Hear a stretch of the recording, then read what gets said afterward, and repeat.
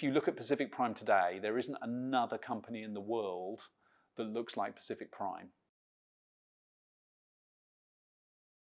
Hi, my name is Neil Raymond. I am the CEO and founder of Pacific Prime. I founded the company in year 2000, 24 years ago, in Hong Kong on my bedroom floor. And I'm very proud to be here today as still the global CEO and founder of the company. I've always been a little bit entrepreneurial, and I always wanted to try and start a company and see whether I could build a company. And back in 2000, back in 1999, I came to Hong Kong working for the insurance industry, and I saw an opportunity in the motor insurance sector in Hong Kong, and I resigned from the company I was working for and started a motor insurance broking business. I think the whole point about being an entrepreneur and starting a business is, you can sit down and write a business plan, but the reality is that over the first months, years, decades of the business, you won't execute the original business plan. I think what you have to do is you have to have a lot of energy, enthusiasm, be very creative and very reactive to what you learn along the way. And I think that's very much the Pacific Prime story, is that, I had an initial idea, an initial spark, which there was some truth in and there was some opportunity, but the business we've ended up building over the last 24 years is not the business I intended or wrote in my business plan 20 plus years ago. But you've got to have the enthusiasm, you've got to have the drive, you've got to have the ability to take those risks, manage those risks, and you have to work very hard. The early days of PP were very interesting, exciting. They were very much a sort of classic entrepreneurial story. I painted the first office with my mother. I wrote all the checks. We stole the furniture, borrowed the furniture from a company that had gone redundant or bankrupt on several floors below our building, several floors below, and we borrowed their furniture and their telephones to make our office look busy. We borrowed their large photocopier that didn't work to make it look like we had one. I can remember riding the tram in Hong Kong because it was $2 to go from one end of Hong Kong to the other, even though it took 2 hours, because that was cheaper than taking a taxi or the train. So the early days were very, very hand to mouth, very basic. We were very thrifty in the way we built the company and we developed the company. I wrote the first coding for the first websites. I opened Dreamweavers for Dummies and built that one. I opened DBase for Dummies and built the first client management system.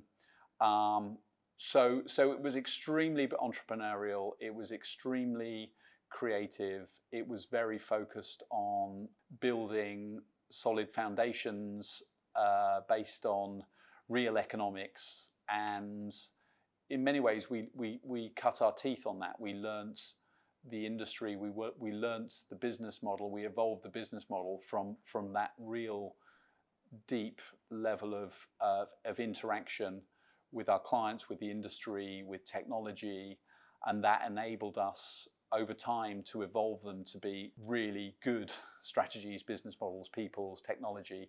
And really those early days in the company of doing very simple things, very basic things were critical in ultimately building the company that we have today.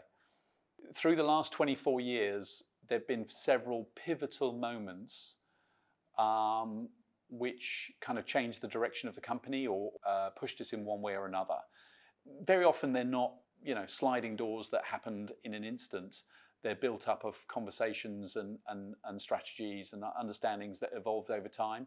But there were very important things we did at key moments in the company that made us who we are today. The marketing strategy we rolled out for the Hong Kong motor business several years after starting was key to our growth in the motor market in Hong Kong. And essentially, I won't go into details, but it was essentially around the supermarket model of baked beans and bread, where the key policies we sold were at very low margins, if zero margin, but that allowed us to gain market presence and share.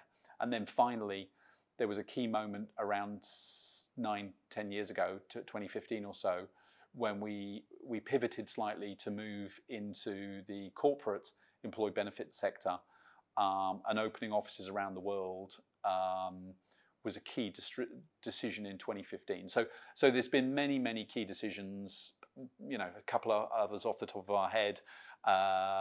Building our own technology as opposed to buying it has been absolutely critical. The way we recruit, train, develop staff has been absolutely critical, and that's led to the management team we have today, most of which have been with the company 10, 15, 20 years. So there are many things that we've done which have been very important. What I would absolutely say, behind all of those decisions, we haven't followed trend.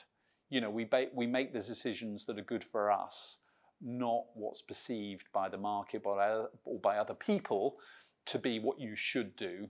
We've always done what we felt was right and what we felt was good for the company, as opposed to kind of following what you might read out of a management book or something else. So that sort of creative process where we very much look at ourselves and make decisions based on what we think we should do has allowed us to build a business which is very different. If you look at Pacific Prime today, there isn't another company in the world that looks like Pacific Prime.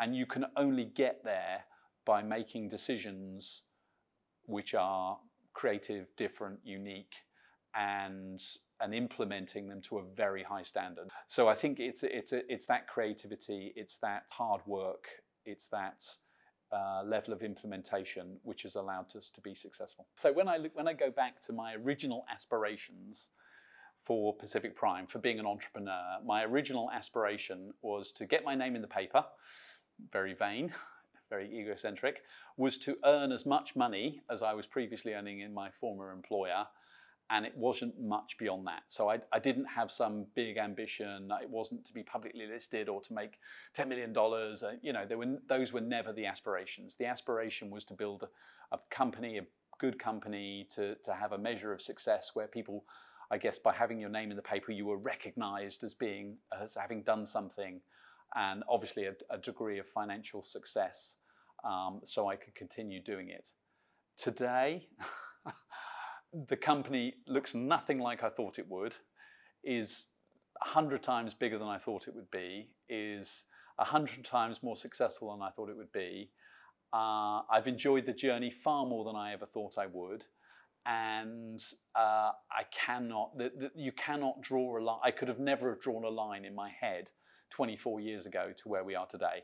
You look in front, all I've ever done is looked in front for the next 12 months, the next 24 months, and sometimes not even that far, and we just try and do good things on that time frame, and you lift your head up after 12 months and you look at where you are, and then you plot the next 12 months. So there's no way to draw a line between then and now. But what I do know is that if you have good people, if you have the right culture, if you have the right approach, then you will find the strategies, you will find the solutions, you will find the profitability, you will find the growth. You can achieve tremendous things. Where we'll be in 10 years, 15 years, 20 years, 24 years from now, that I do not know. What I do know is that we have good people, we have good ideas, we are in a great industry sector, we have ambition, and if you put all those things together, we will find a way to grow and to be successful. And I don't know what that will look like. I don't know what exactly our business will be. And in some ways, that's the joy of it. The excitement of my job, the excitement of the company is trying to figure out the next steps, trying to figure out what to do, and then making that happen. And I don't know exactly what it will look like.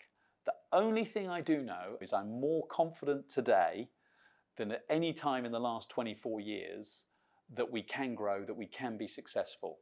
So we have so much going for us, so many resources, so many capabilities, so many good people, that I'm very confident we can do this. We can be successful over the next 20 years. Exactly what that is, to be perfectly honest, it doesn't matter. What matters is that that we embrace the journey and we commit, and we have a lot of enthusiasm, and I'm pretty confident we can do some good things.